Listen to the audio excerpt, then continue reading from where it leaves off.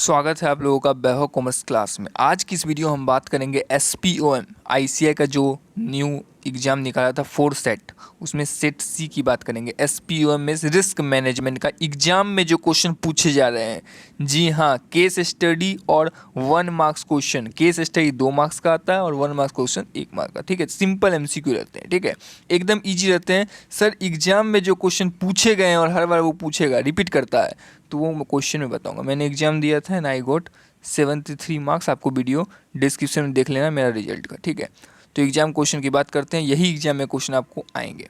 तो पहला question, risk based on a source. Sir ये केस स्टडी में बनाया था और उसमें एक क्वेश्चन पूछा था 2 मार्क्स के लिए। केस स्टडी में था कि बेस सोर्स, तो याद रखना 2 सोर्स होते हैं, इंटरनल और एक्सटर्नल। तो इंटरनल ऑप्शन में था, इंटरनल में टिक मार देना। ठीक है, आ जाओ question, the which of the following is correct regarding internal risk. देखिए 4 ऑप्शन था, मेरे को ऑप्शन चारों मैं नहीं लिख सकता, बट ये आपको मिल जाएगा। प्रोडक्शन फैक्टर, ये आपको ऑप्शन में दिखेगा जब इस तरह का क्वेश्चन आएगा कि इंटरनल रिस्क इनमें से कौन सा करेक्ट है इंटरनल रिस्क रिगार्डिंग, तो प्रोडक्शन फैक्टर।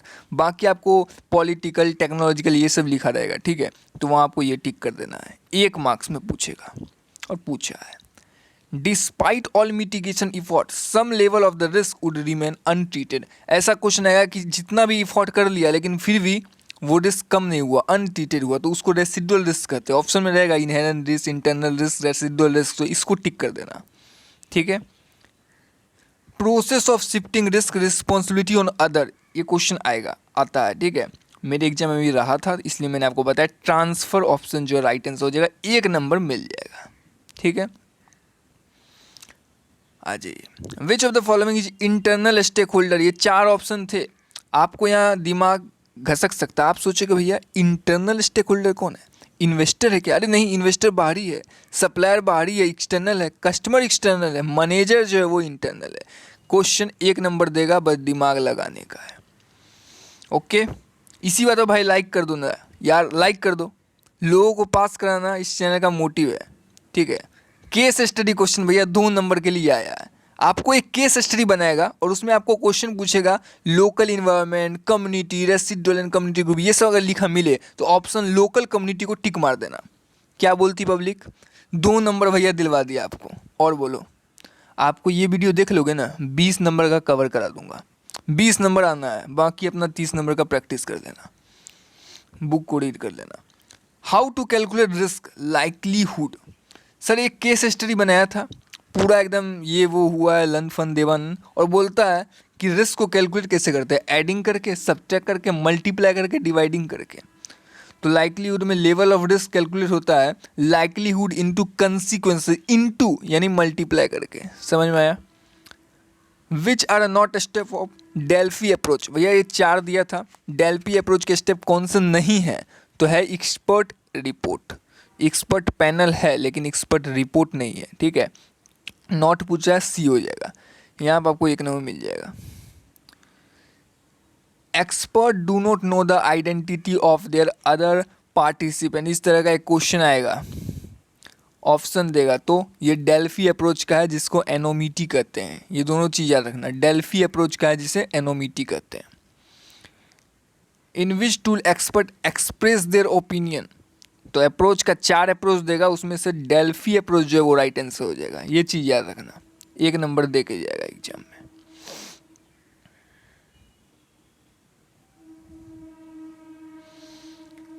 रिस्क मैट्रिक्स और हीट मैप बेस्ड ऑन, ये क्वेश्चन देगा risk matrix and heat matrix based on. तो रिस्क मैट्रिक्स और हीट मैट्रिक्स एक ही होता है। इसका 4 ऑप्शन रहेगा, उसमें से देखना इम्पैक्ट एंड लाइकलीहुड लिखा होगा, उसको टिक मार देना। Okay, chapter 5 guiding principal for effective risk appetite statement. भाई चैप्टर 5 खोलना और ये टॉपिक पढ़ लेना भाई प्लीज़, क्योंकि मेरे को जो है ना इसका एकदम, मेरे को पता है यहाँ से आया है, लेकिन क्या आया है वो मैं नहीं बता सकता। ठीक है भाई, इतना 100 क्वेश्चन रहते याद नहीं रहा मेरे को। ठीक है, तो चैप्टर 5 में इस चीज़ को थोड़ा पढ़ लेना। ओके, चलो। Dash is a risk that a material misstatement में remain undetected even if all audit procedure apply. तो इसका राइट आंसर हो जाएगा डिटेक्शन रिस्क। ठीक है, ये क्वेश्चन 1 नंबर में आएगा। ठीक है, जानते हो ना, ऑडिट पढ़े हो तो डिटेक्शन रिस्क का ये क्वेश्चन भाई साहब जबरदस्त। Unsystematic risk is also known as, दो रिस्क, सिस्टमेटिक अनसिस्टमेटिक, ठीक है, चैप्टर 8 में आई थिंक है ये, पढ़ोगे तो अनसिस्टमेटिक को ऑल्सो नोन एज आइडियोसाइंक्रेटिक रिस्क कहते हैं। 1 नंबर दिला के जाएगा। देख भाई चैप्टर 7 में जाना, सस्टेनेबल ग्रोथ रेट अच्छे से पढ़ लेना, सस्टेनेबल ग्रोथ रेट का फॉर्मूला भी होता है, सब कुछ अच्छे से पढ़ लेना, 1 नंबर का मिलेगा यहाँ, ठीक है। ओके सुन, प्रोडक्ट सर्विस क्वालिटी, चैप्टर 8 में जाना, प्रोडक्ट सर्विस क्वालिटी को पढ़ना। इससे क्वेश्चन क्या आया, लिखा था सिक्योरिटी कंसर्न, ऑप्शन दिया हुआ था, तो आंसर होगा इंटेलेक्चुअल प्रॉपर्टी प्रोटेक्शन, ठीक है। बड़ा बड़ा ऑप्शन था भाई, तो उतना मैं नहीं लिख सकता, बस दिमाग में रखना सिक्योरिटी कंसर्न पे आया है कि प्रोडक्ट वोडक्ट बना रहे हैं तो वहाँ सिक्योरिटी कंसर्न आएगा, तो इंटेलेक्चुअल प्रॉपर्टी प्रोटेक्शन का रहेगा। ऐसे आप ये टॉपिक को पढ़ लोगे तो कंसेप्ट क्लियर हो जाएगा। ERM इंक्लूड, चैप्टर 9 से ये क्वेश्चन था, ERM इंक्लूड लिख दिया और ऑप्शन दिया, तो ऑप्शन ए में जो है टिक मारने का है, जिसमें लिखा रहेगा external influence, global development, technology, automation. लगभग 20 मार्क्स का मैंने कवर कर दिया। एक आपको आएगा, याद रखना 1 मार्क्स में आएगा, difference between risk appetite and tolerance, ठीक है। तो उस पर 4 ऑप्शन देगा कि ये ब्रॉडर होता है, ये स्पेसिफिक होता है, उस तरह से। तो एक बार इसको गूगल पे सर्च कर लेना, बुक में पढ़ लेना कि रिस्क एपेटाइट एंड टॉलरेंस, ठीक है, इन दोनों में डिफरेंस देख लेना।